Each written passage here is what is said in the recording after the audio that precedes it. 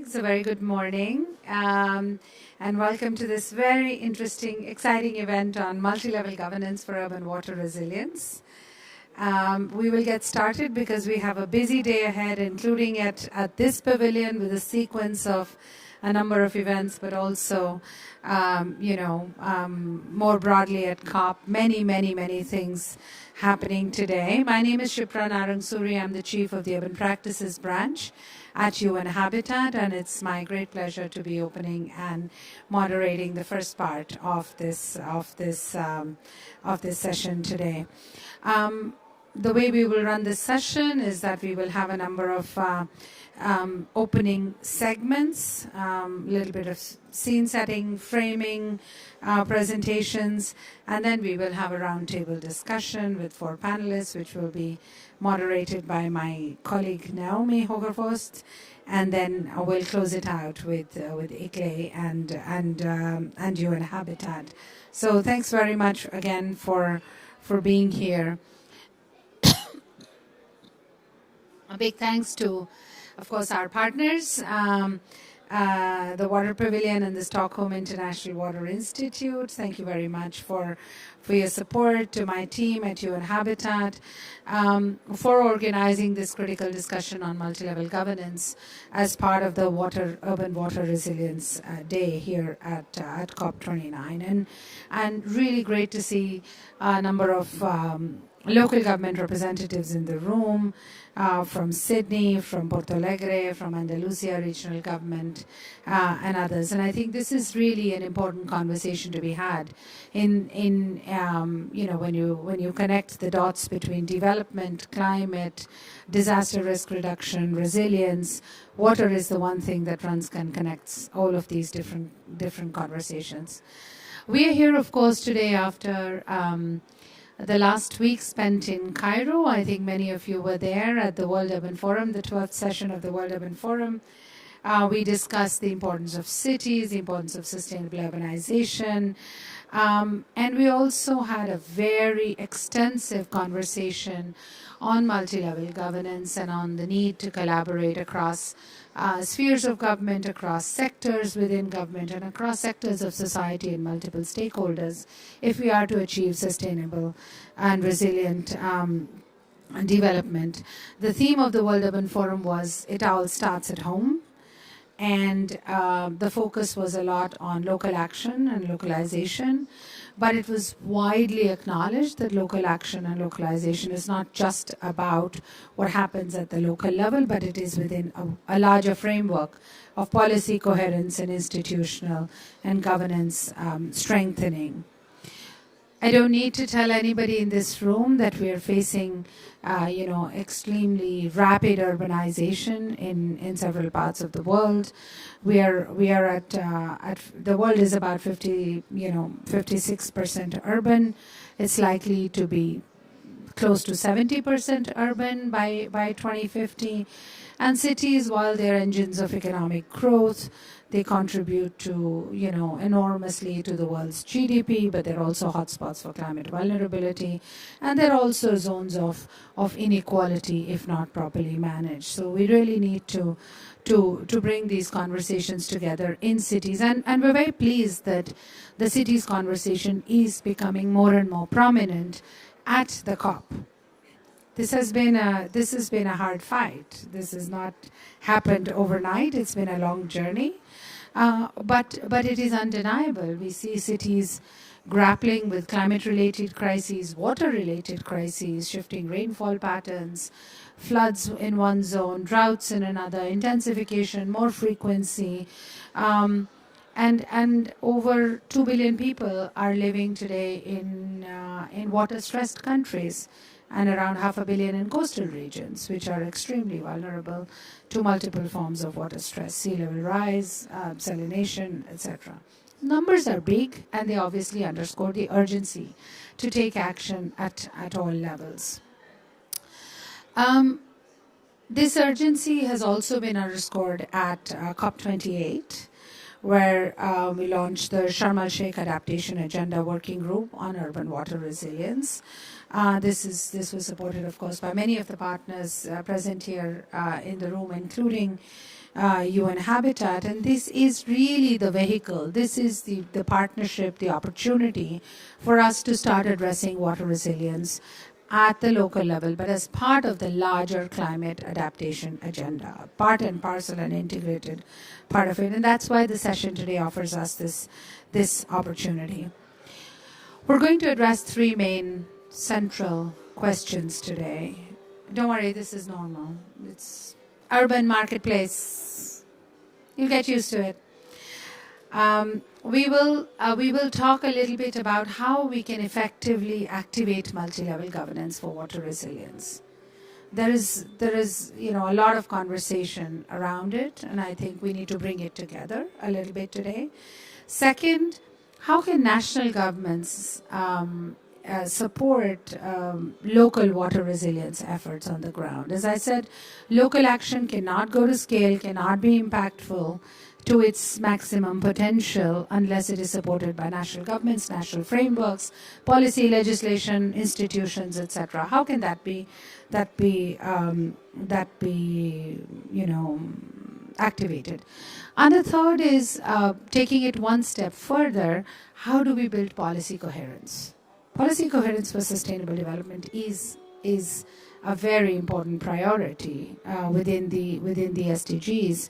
How can local perspectives be integrated into national policy making, and how can national policy making be responsive and connected much more to local actions? And that policy coherence is a critical piece. And I think that's why we have a great panel. We have great speakers today to take us through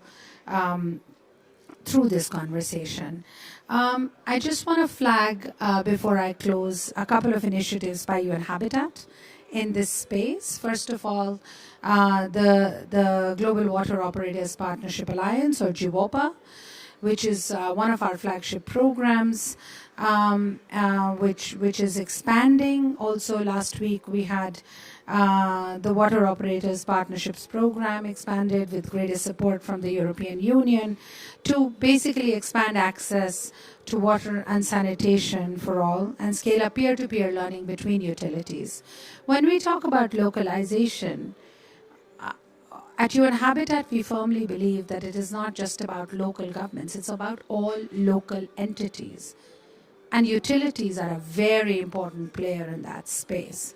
And our GWOPA program is the space and the initiative that actually advances localization through strengthening of utilities. The first phase reached 53 million people, and I hope that our next phase can build on that and take it exponentially to scale. I do also want to flag our second and very exciting initiative, which is Water as Leverage. Water as Leverage Multi-Level Climate Action Program. We officially launched it at COP28 in collaboration with the Netherlands Ministry of Infrastructure and Water Management. It's really about it really puts urban water resilience as at the heart of its objectives, to support cities and regions with technical assistance, with knowledge sharing, again peer-to-peer support. And these twin programs really show how important the importance that UN Habitat places on the subject of water resilience. We will also talk a little bit later about SURGE, the global efforts under the Sustainable Urban Resilience for the Next Generation initiative. We launched it at COP27. My colleague Bernard will probably speak to it later in the session today. So with that, let's go forward with the event. Let's make use of this opportunity to exchange knowledge, information, reflections, ideas, and strengthen our partnership going forward. With that, I'd like to invite our first two speakers in sequence, not together, to talk a little bit or recap to us the COP28 multi-level roundtable on urban water resilience and give us an overview of its ongoing initiatives. I'll start with Helen Jokii-Wanjohi, old friend of ours from who will speak on urban water resilience from Cities R2R, Climate Champions. Helen, you don't need any introduction in this group. Over to you. Thank you, Shipra, and good morning, everyone. I think in terms of framing this, just as Shipra said, we all know cities are critical to tackle climate change, and I think I'm speaking to the converted. But there's that urgent need that she alluded to have the cities be able to be represented in spaces such as this in terms of the international climate agenda. But at the same time, important to leverage on the skill set and the capacity of partners themselves to be able to support the cities to develop urban water resilient aligned strategies and plans, but then also to coordinate the work of the different partners themselves to be able to enhance the national commitments for urban water resilience. And this is why the journey for urban water resilience, if you move to the next slide, culminated in several things that happened last year. And the first thing I think I need to say is that the elevation of urban water resilience, it began all the way in Sharm el Sheikh in Egypt at COP27 when the Egypt government the presidency, acknowledged the importance of urban water resilience. And they, working together with UN Habitat and a lot of other partners, through the SURGE initiative, had a core element of urban water. I think that was the first time, like formally, there was something happening around urban water resilience as part of the SURGE initiative that Shipra spoke about and I believe will be shared more about today. And then now, from there, last year, the COP28 presidency, the Climate Champions team, together with a lot of partners that are here in the room, UN Habitat, IRUP, and so many others, then were able to launch a working group on urban water resilience, but we were also able to host a high-level ministerial on urban water resilience, where we had from different local governments, national governments, and partners themselves about their commitments to foster multi-level collaboration. This year, at this COP, today, after this session, we will be having a closed-door session that then will be taking this conversation forward, thinking through from COP29 to COP30. What do we want to do together? What is the pathway? What can partners do? How can we support the countries better? And we really hope we'll have most of you during that session. And so this is just a high-level recap of what came out last year. But if you move to the next slide, from the discussions that happened, there was a lot of conversation around the money, the finance piece, about increasing, the finance flows from both public and private and finding that sweet spot of blending finance. There was a lot of conversation around increasing the pipeline of bankable projects.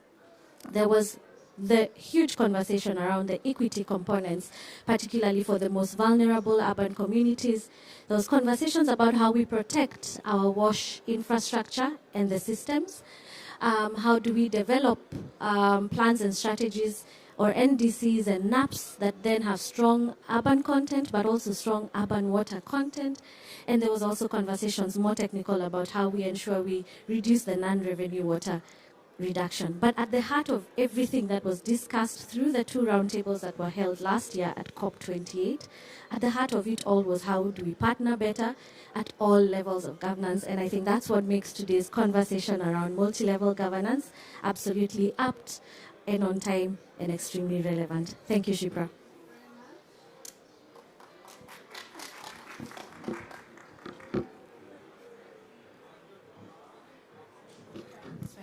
Thanks very much, Helen. And we will move on to our next speaker, who is virtual.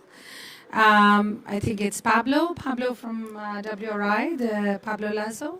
Is he online? Yes, I am online. Okay, Pablo, great to see you. Pablo is the Director of Urban Development at the WRI Ross Center for Sustainable Cities. Do share with us, Pablo, your ongoing, your work and the ongoing global initiatives for strengthening urban water resilience. 5 minutes. Thank you. Sure. Good morning, everyone. I'm very glad to join virtually. I'm actually on the other side of the world in Latin America, really pushing the urban water resilience agenda. That's why I'm not there physically. But I wanted to share the advance of the current gap in finance for water projects that we're facing, and that everything started in sub-Saharan Africa.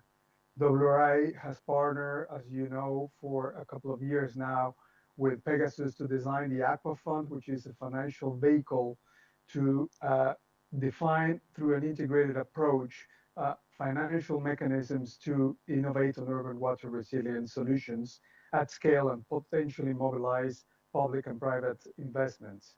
The fund, as it is currently being designed now, offers project life cycle support through city leaders to enable and understand the climate and water risk and focus in particular on vulnerable gender communities to prepare equitable projects from mobilizing capitals down to implementation and delivery.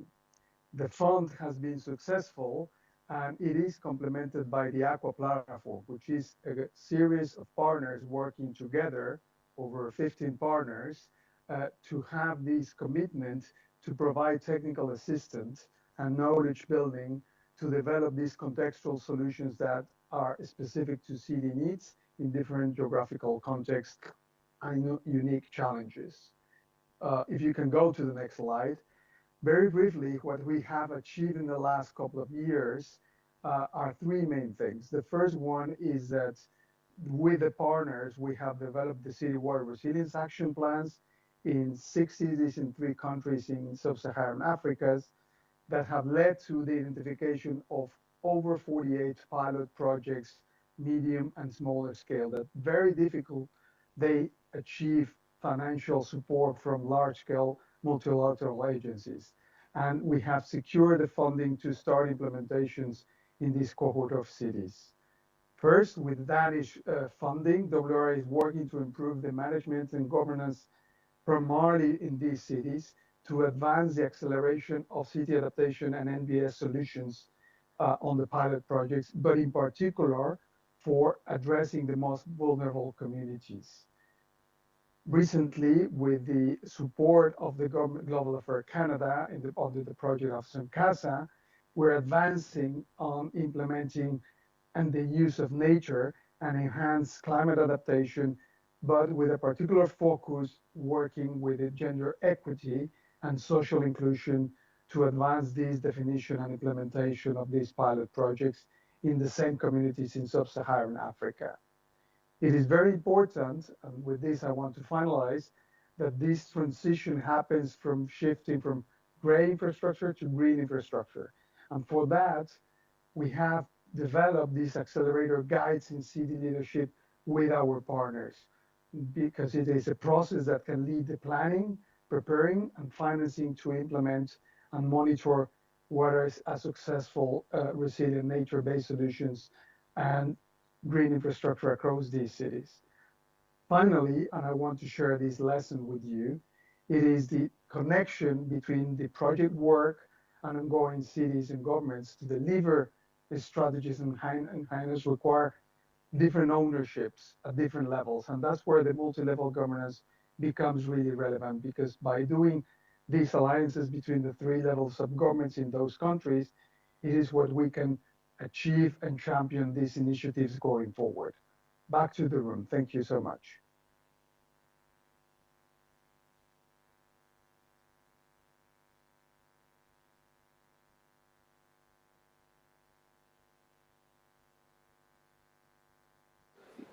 Is it? Yeah. Thank you very much, Pablo, and thank you for making that connection between the green and gray, and how we need to start connecting projects with much more of the institutional systems, planning, governance, mechanisms, etc. We'll now move into, I feel a little bit like a DJ with this thing around my neck. We'll now move into setting the scene segment, again with 2 speakers. And first of all, it's my pleasure to invite Nicolas Tolin. Nicolas is again not a stranger to this space. He's the chair and the coordinator of the UNESCO Chair on Urban Resilience at the University of Southern Denmark. Tell us about the new report, Nicolas, about water content in the SDG, in the NDCs. Thank you very much, Shipra, and thank you all the community here for the invitation. Next slide, please. So together with UN Habitat, we start the analysis of what there is for cities in the national climate policies already in 2016, 2017. This is our latest report that was published and presented at the United Nations Climate Change Conference in Bonn this summer, together with UNDP also, that is portraying the latest analysis on the NDC using over 200 indicators and analyzing challenges, responses at urban and national level per sector and also climate hazards. Most importantly, we've been also publishing 194 individual country fishes with all this information. So please give a look to the report. Some highlight, we have been classifying the cities in the NDCs in strong, moderate and low on our urban content. We have 27% of NDCs with strong urban content, meaning that explicitly prioritizing cities in the NDC, 39% mentioning cities and 34% not mentioning cities at all. This gives, although, the space for over 73% of the NDCs to strengthen the focus they're having on cities. This is coming along. Next, please. And countries are requesting support to UN Habitat, UNDP in this very moment in order to get more urban content. And we are jointly developing guidelines, raising the ambition of the evaluation system for the next round of NDCs.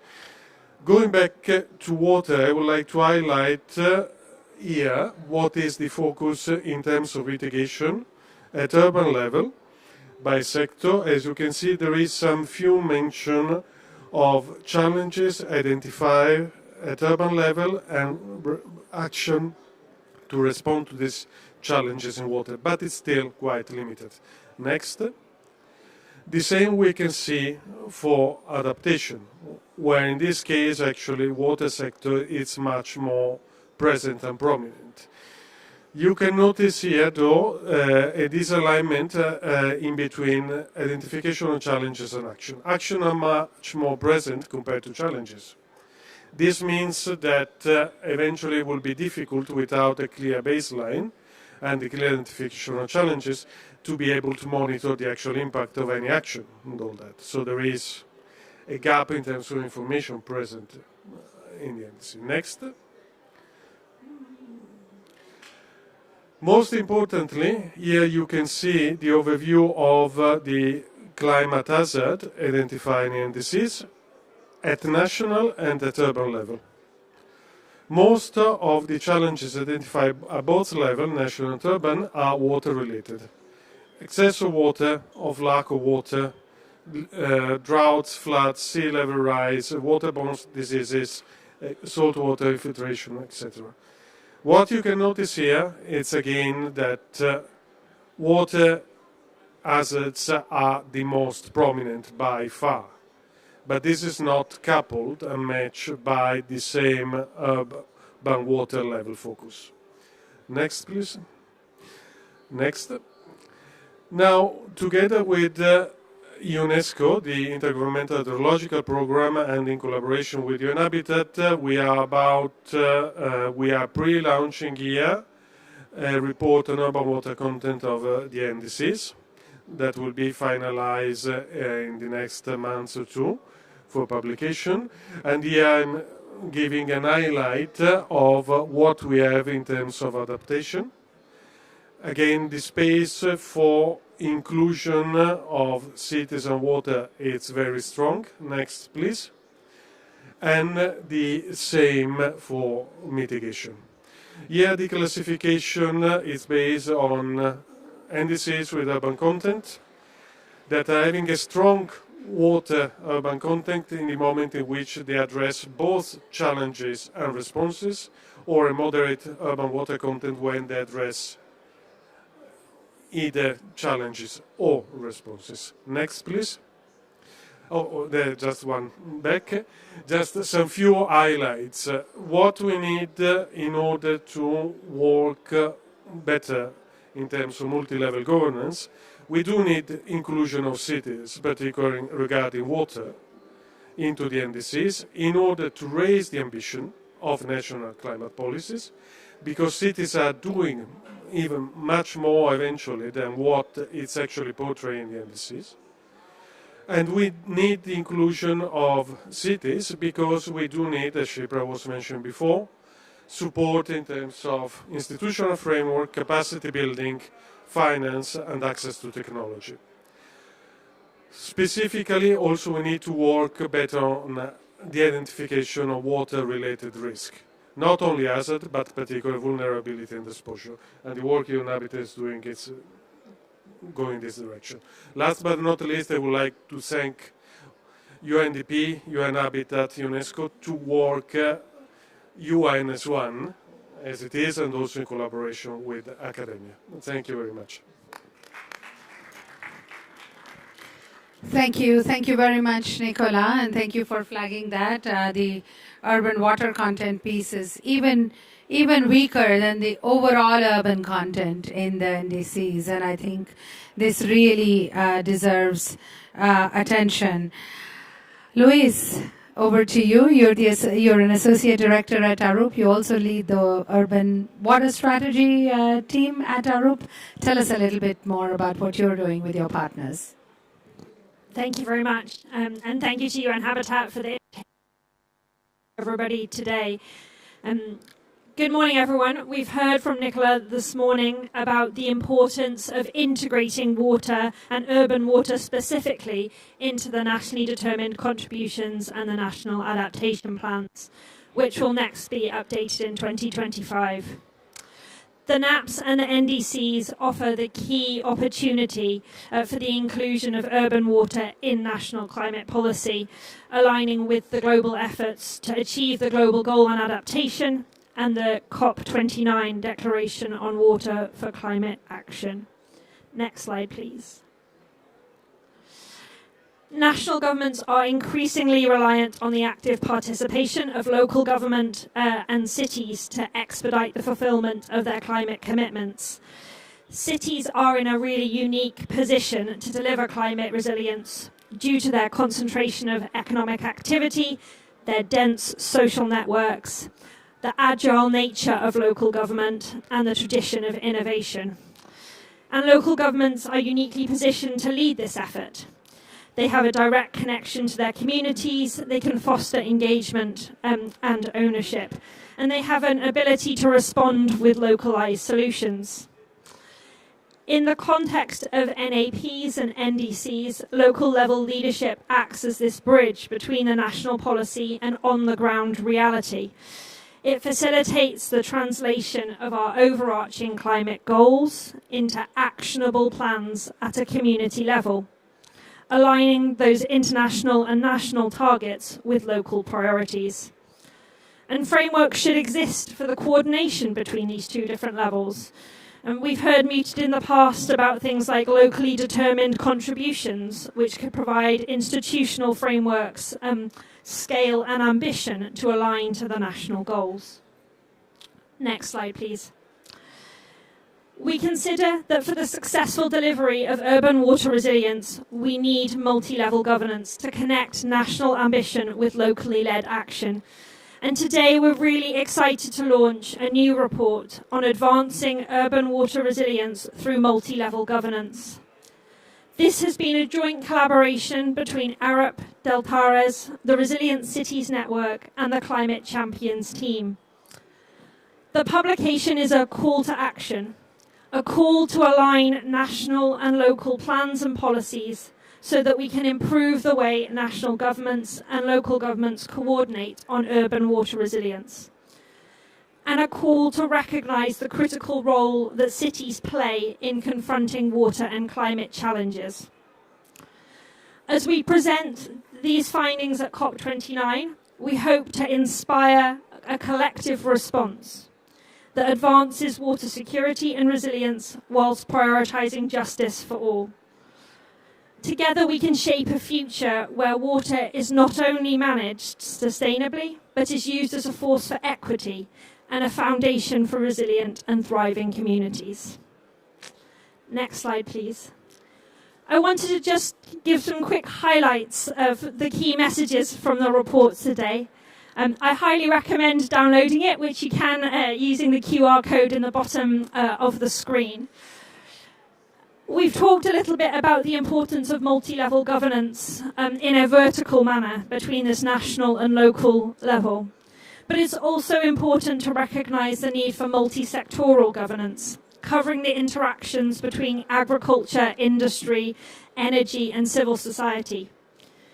This means that we also need the careful mapping of the complex systems within which we work, the complex stakeholder roles and responsibilities, and the interests. Collaboration across these groups is really necessary for a successful implementation of adaptation efforts. And this is really the ethos of the City Water Resilience approach. You heard WRI talk about this under their Aqua programme. It's been used in 23 cities around the world and brings together diverse stakeholders across the urban and water space and across a basin to develop a shared understanding of their water resilience and develop an action plan to improve it. Next slide, please. It's also important to build on progress to date. We have an awful lot of momentum in this space. We have an awful lot of wheels in this space as well. The city water is leveraged, and it's important that we don't reinvent them. As part of the work on the Sharm el-Sheikh adaptation agenda on urban water resilience, we mapped 42 initiatives working on improving water resilience. These include things like the FCDO's £39 million Just Transitions for Water Security, which uses NDCs and NAPs as an entry point to provide capacity building around water and climate policy and planning. We also heard this morning about the African Cities Water Adaptation Fund, which uses an integrated approach to finance innovative water resilience solutions at scale. And finally, there's programs like the Oasis Schoolyards program, which looks to transform schoolyards into innovative, non-formal learning spaces that use leveraging and building on these partnerships and existing initiatives will enable cities to develop strategies and systematic approaches to dealing with climate and water-related challenges. Next slide, please.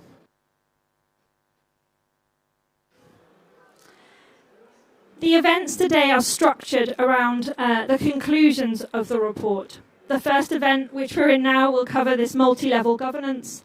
The second event of the day covers equitable access to water and sanitation, which is inclusive urban development and health equity in cities. Third event delves into what we must do to scale up climate finance for water adaptation, including the enabling environment and how we scale finance, including private finance. Thank you very much, everybody.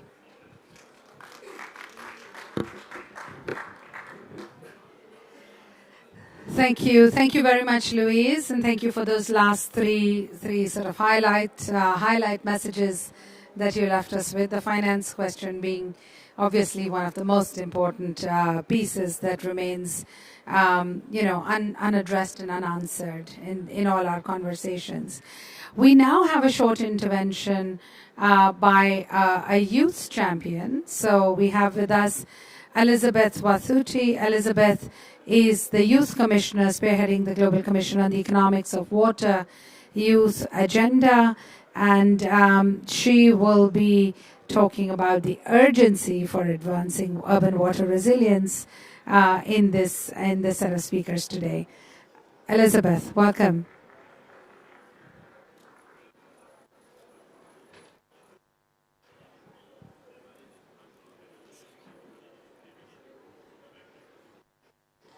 Thank you so much. My name is Elizabeth Wathuti, and over and above being one of the commissioners in the Global Commission on the Economics of Water, that is co-chaired by Dr. Ngozi of the World Trade Organization, President Taman of Singapore, Professor Mariana, and also Professor Johan Rockström. I'm also the founder of the Green Generation Initiative, where we're working with children, young people, and local communities, helping them to build their own resilience, and especially even in terms of how we can be able to protect our water catchment areas, both in terms of restoration and protection, because the component of green water is something that has often been left out of conversations, even when we're speaking about water. We speak a lot about the blue water that's flowing in our lakes, our rivers, and our oceans, but we don't speak about the protection of the green water that comes from the vapor in the air, that comes from the soil moisture, which is very critical even when we're discussing nature-based solutions, when we're discussing biodiversity, and by a bigger extent when we are discussing climate, because climate, water, and biodiversity are all sides of the same coin, and we have to be able to treat them as they are, and we cannot continue speaking about water as an afterthought, because it's very critical to humanity's survival. It's very critical even in terms of addressing our climate targets. And when we're speaking about urban water resilience, I think a very key question should always come into our mind, the aspect of where does the water come from? Many people will tell you that water comes from the taps, but truly we know that water does not really come from the taps. It comes from the catchments that are being protected by people. It comes from underground sources that are also continuously being depleted. And it is also a bigger component of it, especially in the urban areas where we have a lot of overconsumption, despite the aspect that these resources are depleting, and also the aspect of pollution that is actually affecting the sources of water. So when we are speaking about this today, we need to look at components of how we can be able to create just water partnerships that are going to enable us to address this problem, because the drivers are increasingly global, and we have to look at the aspects of also of the transboundary approach about how cities can work together, how nations can work together to be able to collectively address this problem. And this continued overexploitation and mismanagement of water by the current generations are actually pushing the global hydrological cycle out of balance. And this has continued to amplify global instability. We've all heard and said that the next wars are going to be about water, but we have an opportunity to be able to turn things around now to make sure that we are addressing problems today, but also preparing for the challenges that are to come in the future. And this problem has actually obstructed our ability now to tackle climate and biodiversity crisis, which means that both the current generation and the future generations are already facing and will continue to face even harsher periods of water scarcity and flooding that is going to continue leading to economic hardships, social conflicts, and environmental degradation. And this is a reality that has been evidently seen all around the world, where right now the impact of climate change is not something we're waiting to see in the future. It's a reality, and nations, and especially frontline communities like mine, continue to be greatly affected. There's no capacity or the much needed resources and finance flowing down to the communities to be able to enable them to actually deal with the impacts, but also to be able to enable them to scale up already existing solutions that they are leading on the ground. And with this reality, it's the youth and the children of today who are going to experience the consequences of today's inaction. But I believe we have all the solutions. I am a board member of Africa's First Water Fund. It has clearly demonstrated the perspective of just water partnerships. So we have a network of more than 185,000 farmers that are actually working to protect water catchments from the source to be able to prevent the problems downstream. And what this has demonstrated is the fact that while the communities own the lands, the communities have been able to support the project because they reap great benefits out of it. We have to look at the triple bottom line approach of people, planet, and prosperity when we're speaking about protecting biodiversity, when we're speaking about water and climate at the same time, so that we avoid the singularity of issues and look at perspectives that really protect and support and economically also empower the people that are helping us protect these resources. And out of this project, we've actually been able to have more than 15% in annual water yield across micro watersheds. And this is being driven by the communities who are propagating the seedlings themselves, and at the same time, they're able to get incentivized in the form of commercial fruit trees that are now making them annual sales. And there's been more than 17,000 jobs created for the women and the youths as well within these communities. But even the most important thing is within this project, there's been need to be able to also partner and collaborate with water utilities, because that's also part of the watershed. When the water is protected from the source, it has to be able to go downstream and supply water to the cities. So being able to work with the water utilities is also a perspective. And I believe also finding ways in which we can be able to look at how these water utilities and also the profits they make, how does that now continue supporting communities upstream to continue protecting areas. I believe this is a perspective that also needs to come out very clearly, and we've also seen the private sector also getting more and more interested to put in the finance as part of the endowment fund, because they are also beneficiaries downstream. It affects their businesses when we don't have fresh supply of water, and at the end of the day, if we don't have fresh supply of water, they'll have to spend more even in terms of distilling. And I think these are components of financing and the aspect that so much happens when communities are empowered and allowed to take up the leadership and allowed to actually implement solutions that they really greatly work for them. And the Global Commission on the Economics of Water has recently released a report, and there was a key highlight on the cities, on the fact that cities must become water resilient through water use efficiency, reuse, protection, and also the expansion of green and grey infrastructure. And they must be able to address the growth of untreated wastewater, and severe water shortages and flooding and climate-induced impacts on the urban water cycle. And it's also imperative that we allocate water equitably and reduce urban water consumption through demand assessment, management, and monitoring to ensure that ecosystem health is prioritized along with public health. So there are two key things that are coming up here. One is the aspect that looking at the aspects of infrastructure investments, especially for water storage, to be able to enhance the urban water resilience. And secondly, the aspect of the just water partnerships. How do the water utility companies, work with communities in the recognition that water does not come from the taps, it comes from the catchments, it comes from the underground water sources that are continuously being depleted. So we have to be able to have that collective approach of being able to work together.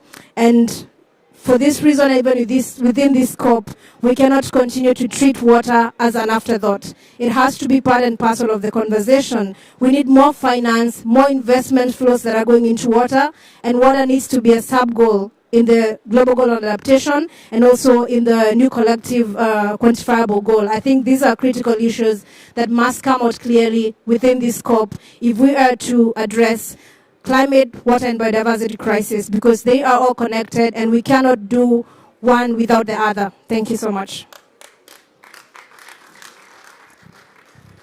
Thank you. Thank you, Elizabeth. You will agree with me, ladies and gentlemen, that tied it all very nicely together and really amplified the key items that we discussed in the scene setter segment from our speakers. So thank you. That closes out our first segment, and I will now hand over to my colleague Naomi Hogervost, Program Management Officer at UN Habitat, to moderate the panel discussion. You have some good food for thought, Naomi, to take forward. Thanks.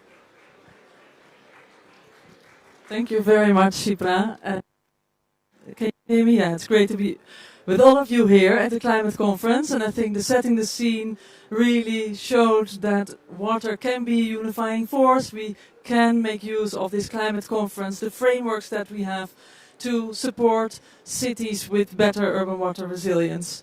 And it was great also to point out the multi-level governance.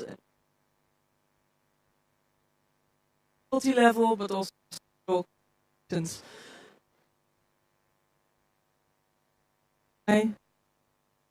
off, yeah.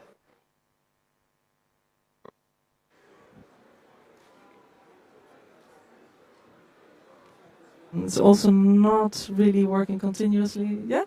Good. Let me give it another try.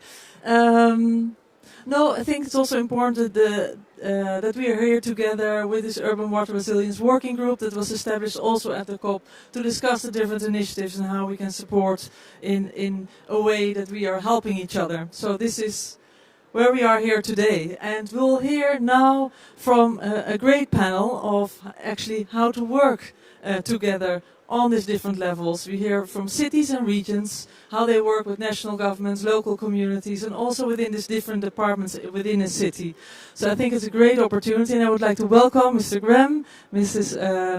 Sanchez, and let me see, and Mr. Chan. Please come and take a seat.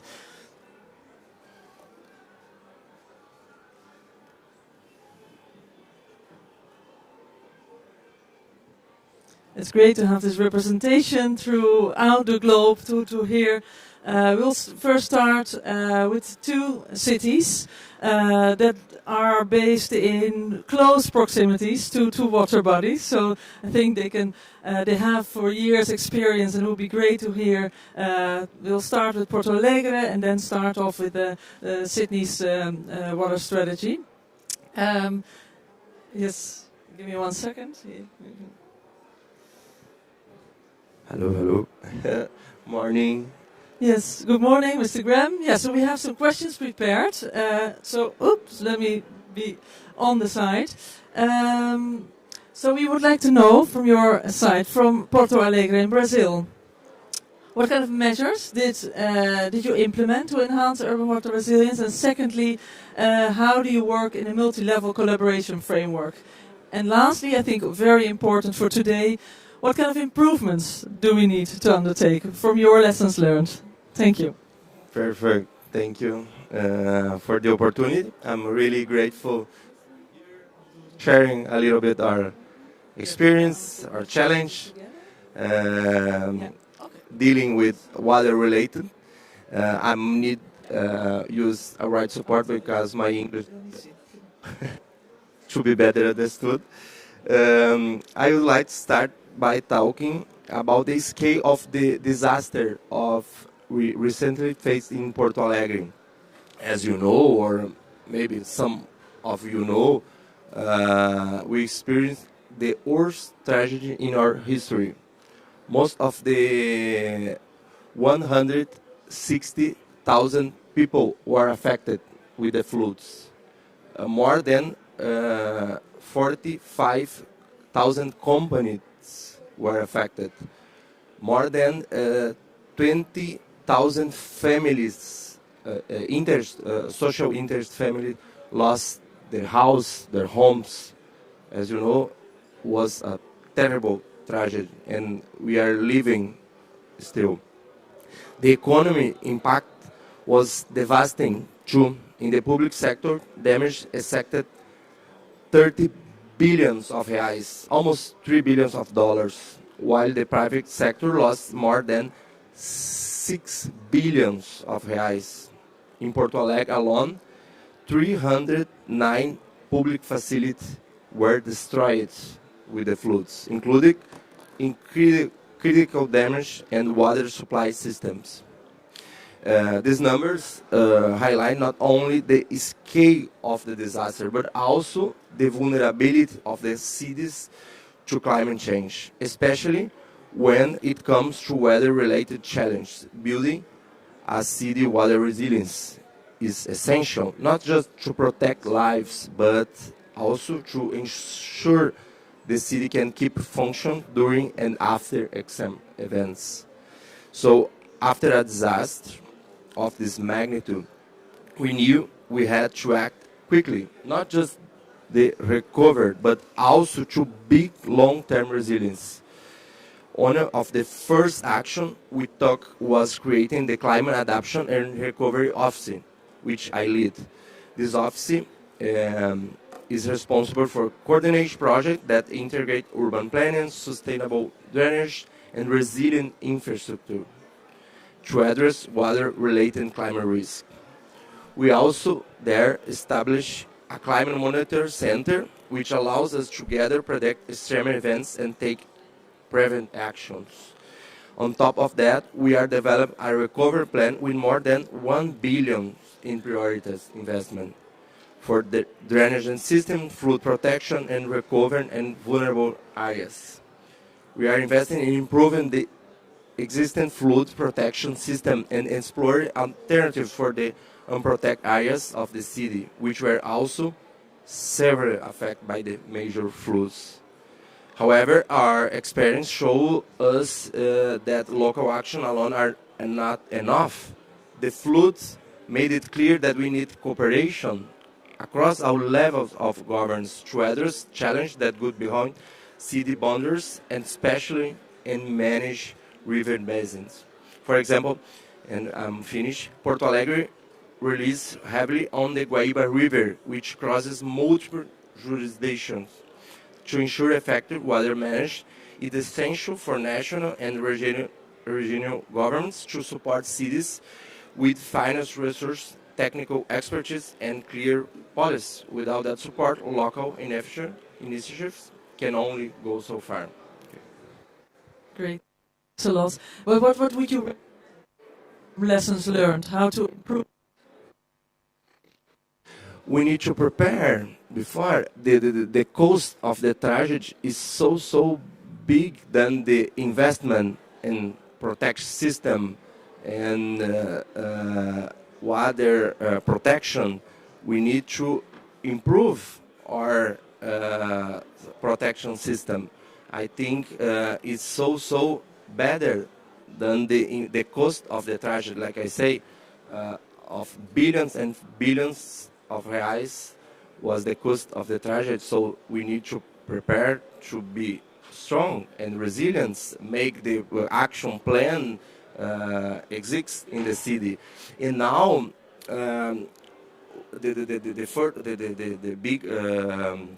the main experience that we live there was because the community is with us now. They want that change. They ask for the mayors and city councils. So now the future and prevention of the city is in local politics. So that was an amazing experience. Great, thanks a lot to hear from that actually strategy of water issues, but that it actually also brought together and mobilized all the partners that are needed to tackle these huge challenges. Also great to hear that you see more and more communities involved in addressing these issues, which is of course key of the governance framework. Thanks a lot for sharing those experiences. And we'll go to Sydney then now. So we have William Chan. Hi, HY, William Chan, I should say. He's the ICLEI Global Executive and a former Chair and Lord Mayoral Councillor in Sydney, Australia. And what I would like to ask you, if you could explain a bit on the objectives of the Sydney's water-sensitive city plan, and also how they ensure long-term water resilience. Pujari Kamarua Din Babana Kamarara Gadigal Nagura. Good day and hello in the traditional language of the Gadigal people of the Eora Nation, from where I'm from, Sydney, Australia. I'd also like to acknowledge traditional owners of the land and also the waters that we live in. I really think when we think about multi-level governance, it's so important that we recognise our communities as actually being decision makers. And Germano, you touched on this in terms of how do we actually move communities along in terms of water sensitive urban planning and also infrastructural design. And for us in Sydney, we've really focused on how we can really empower citizens through our citizens jury, which happened in 2019 and builds on the work we're doing to develop and what we have approved on council in the previous term, Sustainable Sydney 2050. And our water sensitive plan, our water sensitive city strategy is a core part of this, because at the heart of our city is Sydney Harbour. You would have noticed from New Year's Eve on the fireworks images that you see that this is the heart of our community, and it needs to be part of how our citizens respond. And what they told us through the citizens' jury is really that they want a regenerative city, not just a city that balances an environmental sustainability, but actually gives back more than it takes. And what we've done is through key principles that looks towards the future. Since 2007, we have actually, through our Better Buildings Partnerships plan, looked at retrofitting.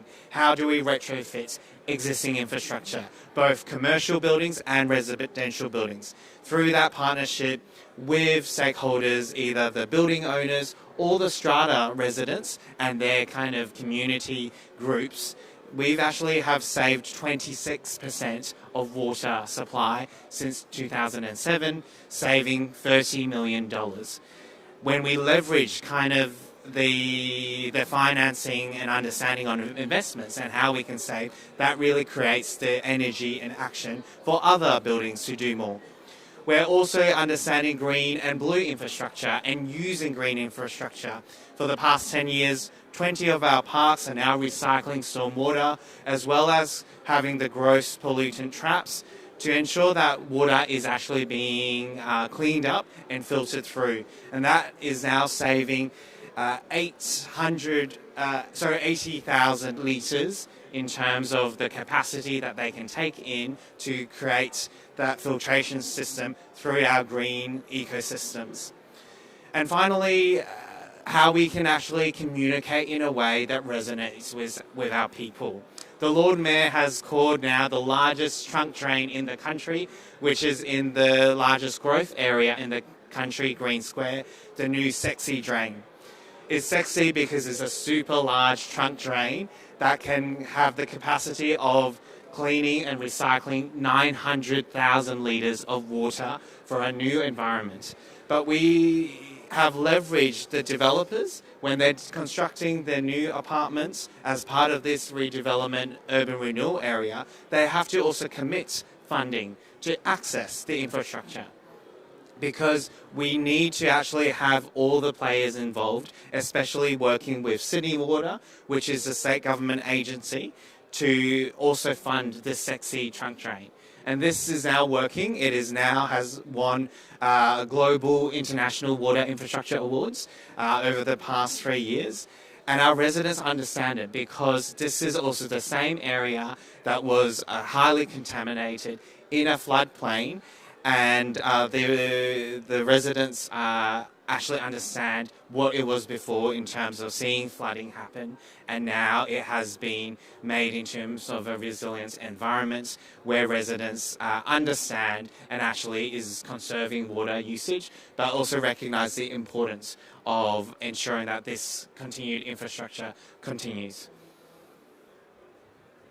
Sorry, yeah. Thanks for your inspiring remarks and sharing those successes, including the award that is also recognized globally, right? And I think also an important point that I'm hearing you is about communication. To bring communities together, owners of real estate and homeowners, to really bring them all together and supporting that and be proud of achievements to continue the investment in urban water resilience. I was wondering how did you work together in these different sectors? Did you on local level, which departments, for example, were part of developing this strategy? Could you elaborate a bit more on that? Sort of seeing water more also as an entry point for other sectors, industries, waste management, recycling, etc. Yes, so we have a water sensitive city team within the city government, but we work very closely with Sydney Water, which is a state government agency, and they're responsible for the catchment areas. We've heard earlier from our youth representative that it's not just about our taps. It is really about the entire ecosystem. That ecosystem includes 33 municipalities. And through our networks with Resilient 100 Cities, our Chief Resilient Officers that we fund works across 33 municipalities, not just our own. And we have created a resilience data platform that really allows all 33 now to speak finally in the same language. All the data was in different languages in terms of interoperability, and now we can actually finally holistically look at towards the catchment, because these councils all feed into Sydney Harbour. We have also 2 years ago partnered to host the first inaugural Sydney Water Festival, Innovation Festival, with Sydney Water and the state government agency to bring all stakeholders together, to also have that knowledge sharing. And next year we'll be hosting another Water Innovation Festival so that we can actually have the spaces to come together. I think on communication, that is a really important part, especially for those who are elected, but also for those who need to make sure the community is on this journey with us. And as part of our Sydney 2050 big vision is to actually have a swimmable harbour. If you look at our strategy documents, you'll see fantastic renders done by local architects on swimming platforms and ways to enjoy our public space.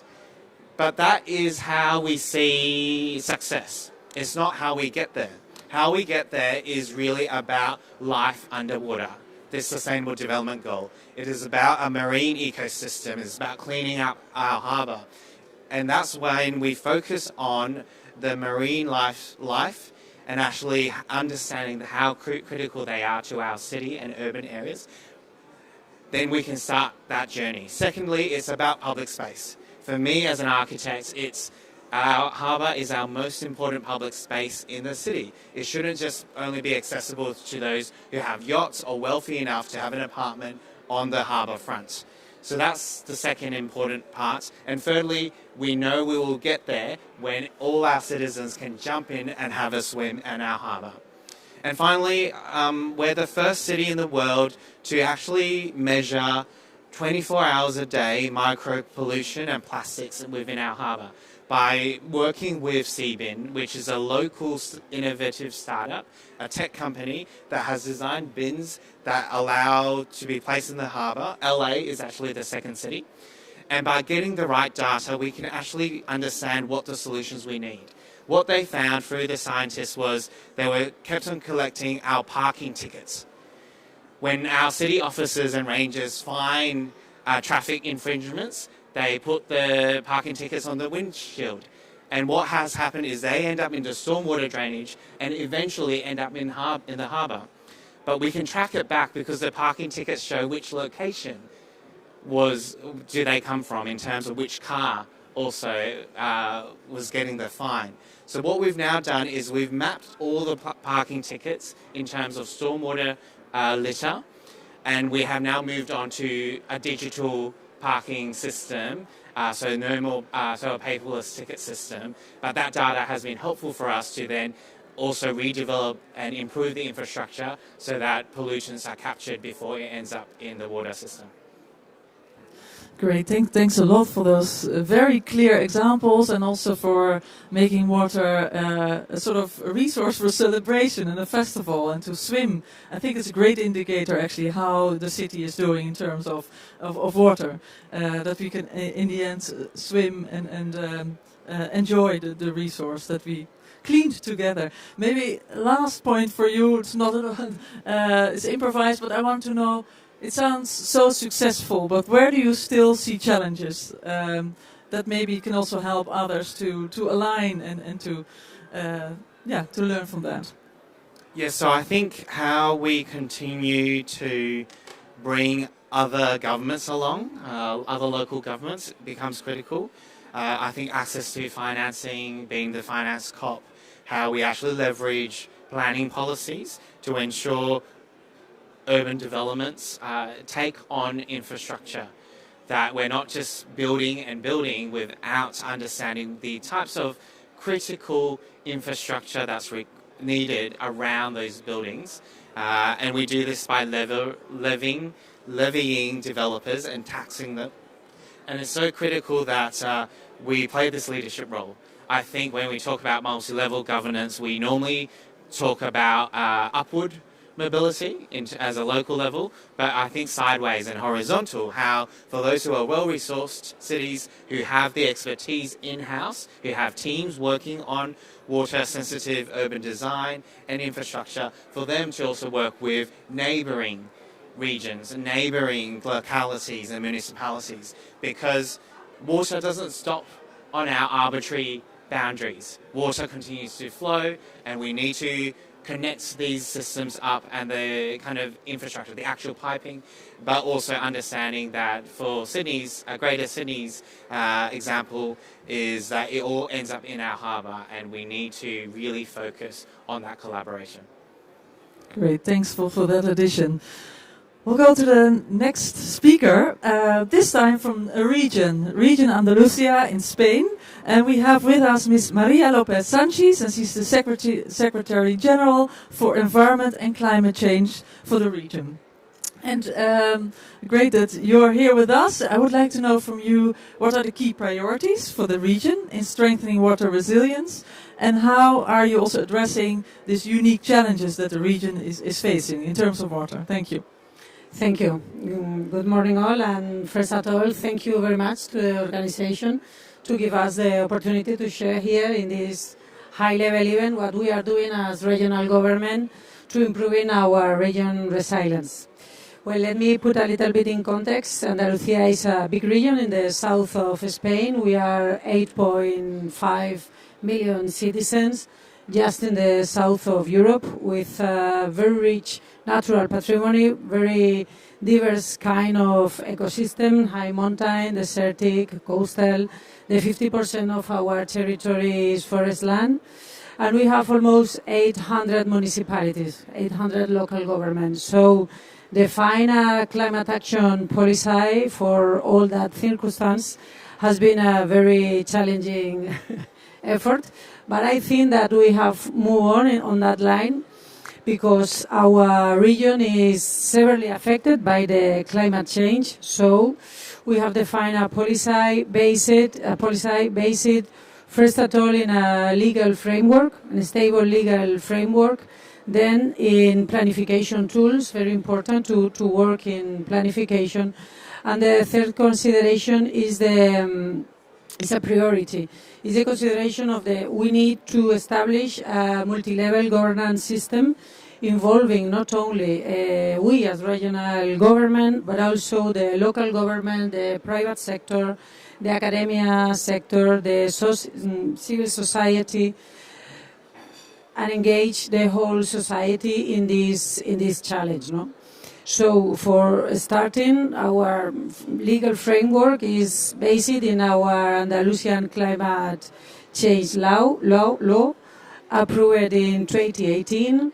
Then in planification tool we have approved our regional action plan, Andalusian action plan, in 2021, and also we have just provided 656 drafts of municipal action plans to our municipalities under 1,500 citizens. So it has been a very big effort for us, but it's important to provide local little governments with that tool for organize the local action that they need. Our main vulnerabilities are the rise of temperature, the lack of water, and more frequently extreme meteorological events, as in Porto Alegre. In this week, we have had in Spain a terrible Dana. In Valencia, actually, we are suffering in Andalusia another one in the oriental side. So it's very important for us to work in providing. So if we talk now in water sector, for us it's very important to provide new resources and to improve the resilience to make face to all these events. No? In that line, it's important for us to work in building infrastructure to provide us of new hydric resources, new sources, regenerated water, and also desalinated water. Because for us, the lack of water impact not only in the human consumption, but also in our main productive sectors like agriculture, especially tourism and our industry. In our prevision, in our climate change scenarios, the prevision is that the rainfall will decrease around 55%, especially in the coastline, at the end of this century. But we don't need to wait until the end of this century, because actually in Spain, in Andalusia, we are suffering a severe drought since 2018. So we are acting now because it's very important for us, especially for our productive sectors. So the third line of our policy is a very big effort, investor effort, especially in building regenerated water plants, applying circular economy in the water management, for give to our agriculture new sources, and also for the industry, and work in building desalination plant for human consumption. We are doing all that, defining a new public-private financing system, especially with the industry. Our main industry are focused in the coastline, in Huelva and in the Strait of Gibraltar, and we are working with them to provide, to finance the regional government, the treatment, the third treatment, for increase the quality of the water, and they finance the pipes network for ensure the supply of water for our important industry. So that are the main guidelines of our climate action policy, where adaptation, especially in water sector, have a very big importance, because we can talk and we have worked very hard in mitigation with renewables energy. Actually, the 61% of the energy that we produce has renewable origin, but I think that we have defined well, we have worked well in mitigation. We will continue, but our main challengers are in adaptation, without doubt. That's a clear story and clear urgency. And it's great to see that water also not only unifies, but also really forces us to take action together. And it's amazing how you can work with 800 municipalities. Would be good to hear a bit more about that. But I also want to understand from this topic on multi-level governance, as a region, how you work together with the national government, bridging also this needs from cities, and how do you ensure that the policies that you're developing on regional level are also shared on national level or shared with other regions? If you can tell a bit more about that. Well, finally, all the investment effort are for the municipalities, because they are the end consumption. The municipalities are where the cities where all the people live, so all the efforts are finally for them. But the connection with the national government, well, in Spain, the competence of water management are shared between the national government, regional government, and local government, and are structured by the hydrological basin plans. In Andalusia, we have 3 different basins. One of them, the biggest one, the 66% of our territory, is national competence. They have their hydrologic plan approved, but what we ask to the national government is to the fulfilling of the measure plan described in the hydrological basic plan, because we need that infrastructure. The local government and also us as regional government. So is what we asking for them. We have offered the possibility, and also we have done it, to offer the co-financiation of that infrastructure, national competence, but for us it's very important. So we have moved forward and we have co-financed all that infrastructure to provide to the local government of new sources for human consumption, especially in desalination, but also for the agriculture. Another tool that we have to collaborate with the local government is financing tool that we call the Canon of the Water, that consists in that all the citizens pay a little amount of money for each cubic meter of water, human water consumed. We compile all that money and we invest for them, for sewerage, for desalinated plants, treatment plants, improving also the efficiency of the urban network supply system, water supply system. So we are always collaborating because we manage a lot of funds, also European funds, and we need to invest in that infrastructure that the local government needs. So we have a very fluent collaboration with them, with different work groups, and we try to solve all that problems as in our competence as regional government, and always demanding to the national government to move forward a little bit faster. Great, thanks for your remarks. I think it's great to hear how you're managing the municipalities, and also I think, as you mentioned, mainly in the financing part, there really needs to align, bring the finance from national governments, guarantees, and also from the bottom receive the funds, so you in the end finance these water issues altogether. Thanks for all your interventions. I think this was the end of the panel. And I hope there will be more exchanges. We have for you now a summary that we want to provide based on the lessons learned of the practices that you shared. And I think you can still stay here. We have from UN Habitat, Mr. Emrah Engin Deniz, and he's a Program Management Officer working at the Global Water Operators Partnership Alliance based in Bonn. Thank you. Thank you, Naomi, for giving me the hardest job. So I'll do my best to summarize almost like 2 hours discussion.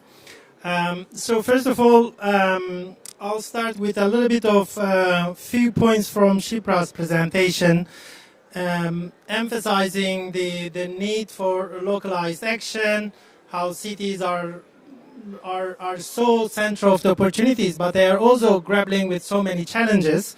And they cannot really address those challenges alone. They need national government support, and they also need to work together with the different government ties. So one of the critical message was there. It's important to bring different views of different government levels and integrate it, and be able to sync it to a policy that actually guides everyone. And she also addressed the need that not to look at only local government in terms of localization agenda, but also make sure there are other actors to bring on board, such as utilities, such as other actors in urban water sectors. So I think William also emphasized that we shouldn't talk about, when we talk about governance, we shouldn't just talk about government. There are also citizens, and it's really important to work with them and through them to ensure that that's delivery can happen. Otherwise, we will be talking to the government ourselves. So Helen talked about the work that is being going on since Sharm el-Sheikh COP. And of course, some of these topics of finance, WASH, non-revenue water, infrastructure, being critical aspects of the urban water resilience. And it's important we rally the partners, bring together to see how we can deliver this. And from Pablo's sort of like a short intervention, it's also important, I guess, there is mechanism. They have established this Africa Cities Water Adaptation Platform. So his platform is really trying to bring urban water sensitive action plan and try to see how that action plan can be financed. So he emphasized the importance of building green infrastructure, not gray infrastructure. So it's moving from gray to green. And Nicola reminded us how our climate policy lacking the urban content in a broader sense. It's only almost less than one third of the NDCs are having strong urban content in the climate policy, but water is a lot less than this 1/3 ratio. So but he also emphasized the opportunities for NDCs to tackle mitigation and adaptation. Almost like 95%, we can actually do more, and this is in a way for us to start looking at. So from Louis' presentation, so I again noted down that it's opportunity for NDCs and NAPs to address the global goal on adaptation. I guess we are negotiating a lot these aspects, and of course climate policies, NDCs and NAPs are way to localize this agenda. And the importance of basically the collaborating between the sectors and bringing this nexus approach on board. There are multiple sectors related to the urban issues, so how do we work with different sectors, bringing all these different actors together. So they are launching with a multiple partner new publication on urban governance. So it's important to look at that publication. So from Elizabeth, youth representative, so we heard basically we need to be conscious about where water comes from. So meaning that it's important to really look at both upstream and downstream actors and strengthen the capacity of the communities so that they can actually protect our upstream, so that we all get our water coming through nicely from our tap. So, and she also underlined the importance of utilities who are making sort of revenues from water so that they can actually support the upstream community from their livelihood and their resilience building. So it's really critical to work with that. I'm going to the panel discussion. So I guess Germano from Porto Alegre reminded us once again how our cities are vulnerable and the massive loss due to the flooding.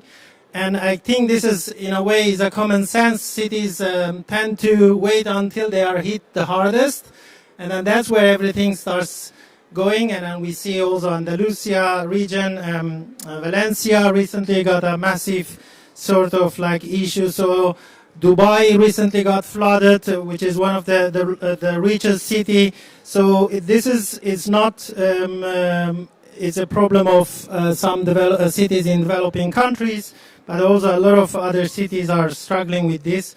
So I think one of the key action to really start establishing institution, coming up with a plan, and to make sure they are ready and that they are preparing for this.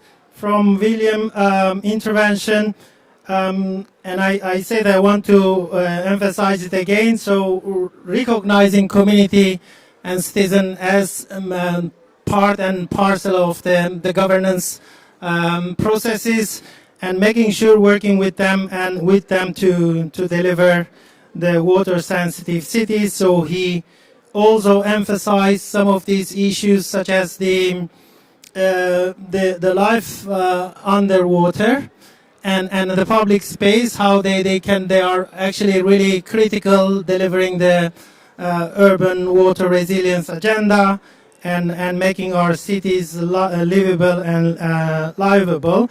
And then I guess he also emphasized that there are opportunities to co-subsidize urban water interventions, which is one of their projects that got really reward and important to communicate to citizens how these actions can actually work. So from Maria Lopez, and again, we are living in a geography we might have a boundary, but there is a huge diversity within the region, both in terms of geography, in terms of responsibilities, in terms of vulnerabilities. So it's important to work and to recognize this. And again, she emphasized the responsibility of different government levels when it comes to actually protecting our environment and making sure water is efficiently used for people and nature. That's all from me. Thank you.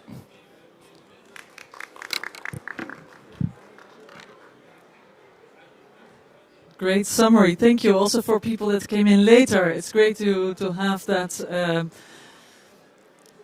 your thoughts and actually bring all the reflections together. So I want to thank the panel again, and then we're going to the final call to action. Thank you. You can take a seat. So we have Bernard Bart, the climate head, a climate team working on climate change, but also environment from the urban perspective at UN Habitat. And he will share the Sustainable Urban Resilience for the Next Generation initiative that was launched at COP28, if I'm correct. A great example of multi-level governance, working here with the national governments, bringing in the urban perspectives and different sectors to work towards the future. Thank you.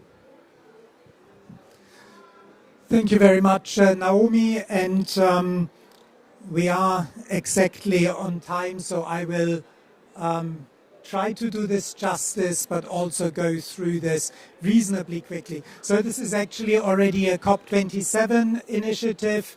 UN Habitat has received the mandate from member states about a year ago, and then fine-tuned only in the middle of this year for us to operationalize the search initiative, and we are now really in the process of doing this. So maybe I'll just walk you very quickly through some of the elements before going to water.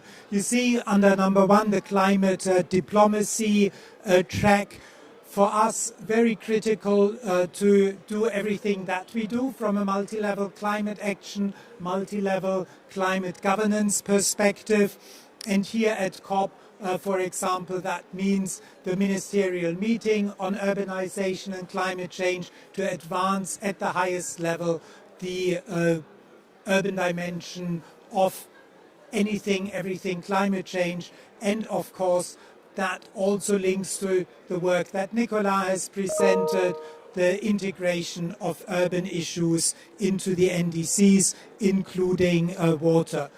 Very briefly to also mention, we have 2 training events here at the COP, which are kind of a first step towards our much more detailed tool in terms of how to integrate urban dimensions into NDCs, how to strengthen those various urban entry points. And I mention this here particularly because one of the case studies, one of the particular sectors that we will be looking at is urban water resilience. So reach out to us, come to our pavilion if you're interested in this.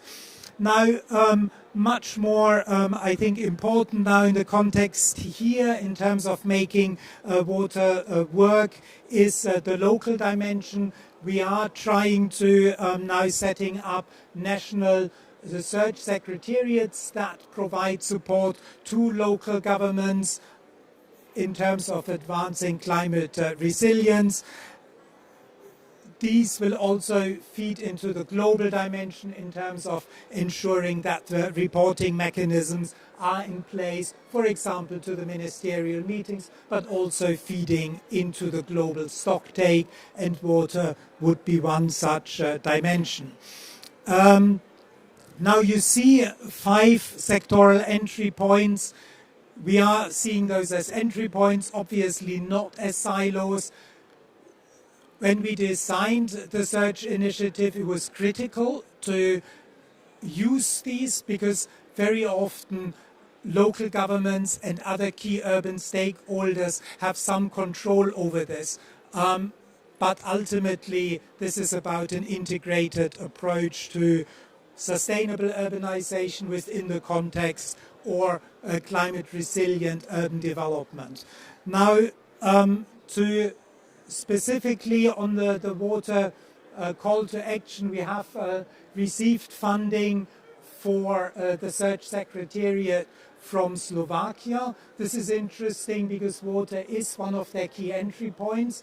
We are already looking at the partnership with the Danube countries that are coordinated through various mechanisms. So it's partly that cross-border water engagement, but through this also urban water, but also broader water resilience in the context of the Danube basin.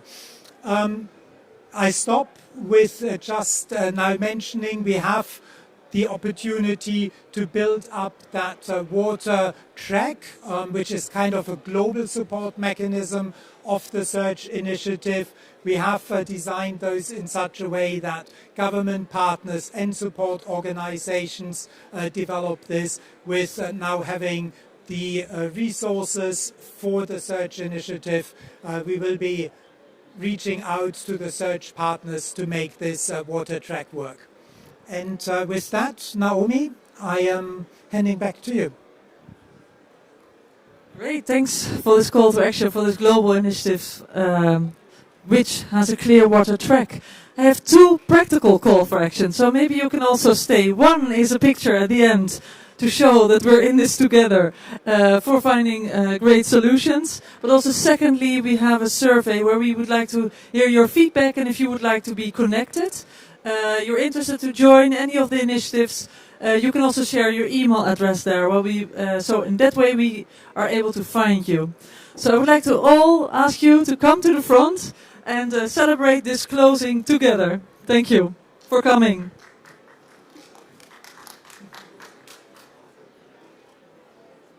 Okay, I think we can maybe stand here. Yeah.